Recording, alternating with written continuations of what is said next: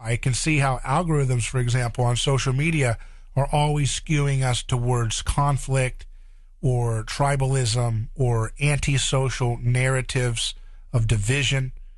And that can be a way in which AI is already, of course, shaping us and our minds and our culture in an ugly and negative feedback loop.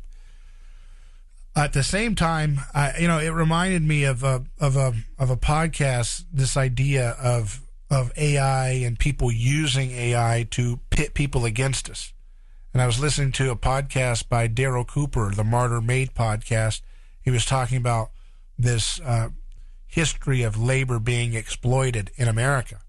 And he talks about this early arrival of servants who were treated worse many times than slaves. The servants who were Native American, white, of various European backgrounds, coming to America and being treated horrifically. He was saying that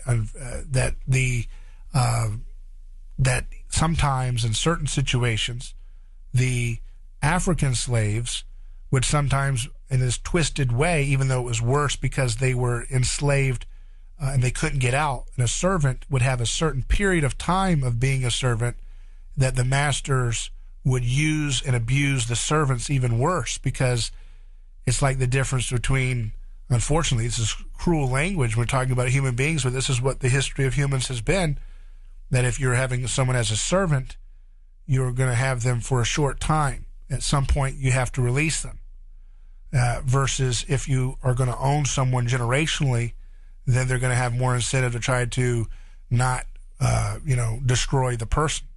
This is a sick way to think about humans, but this is something that has been at the dawn of human history. Enslavement of various types, exploitation of the powerful against those who don't have as much power, of the rich using their ancestral, inheritance of wealth and undue influence to exploit other people's labor. And I think that's still happening to this day. I think that's happening in the banking system. I think that's happening with debt, enslavement. People are told every day, if you want to aspire out of the lower income level or aspire out of the lower middle class, you have to be enslaved to debt to get a house, to get a car, to get health care, to get all these different things. You have to be massively indebted. And when you're massively indebted, somebody else ends up raising your kids, the TV, the government school, whatever, right? You end up totally, basically having your family opened up to all kinds of negative influences sometimes when you are stuck trying to service so much debt because you've been promised that if you slave away at this debt, that somehow you'll be free at some point. That's a sick thing that has been happening to humans since the dawn of time, and maybe even before recorded time and reported history.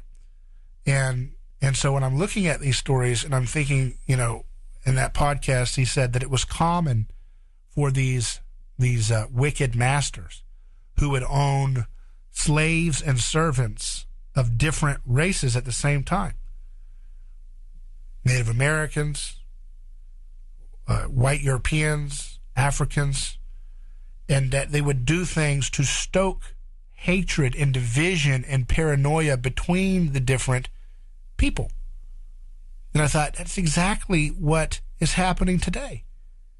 Everything that the powerful in our Western society does is stoke division among its victims. It's constantly that's what they spend so much of their money, so much of their PR campaigns in media apparatuses, in educational curricula. So much of it is just spent trying to stoke division between people who are being exploited in various ways to various degrees by the same system of crooked, fraudulent, low talent wannabe elites. They pit us against each other. Male is supposed to be against female. Races are supposed to hate each other. Religions are supposed to hate each other, supposed to gang up on other religions or different things. Even classes are supposed to hate each other. Someone that makes $60,000 a year is supposed to hate somebody who makes $250,000 a year, as opposed to them uniting for their liberty to be free from people who are multi-billionaires or whatever, exploiting both of them. You see? It's this kind of pitting each other against each other that allows for people to be in perpetual enslavement to wicked systems. We've got to see through it and move out of it.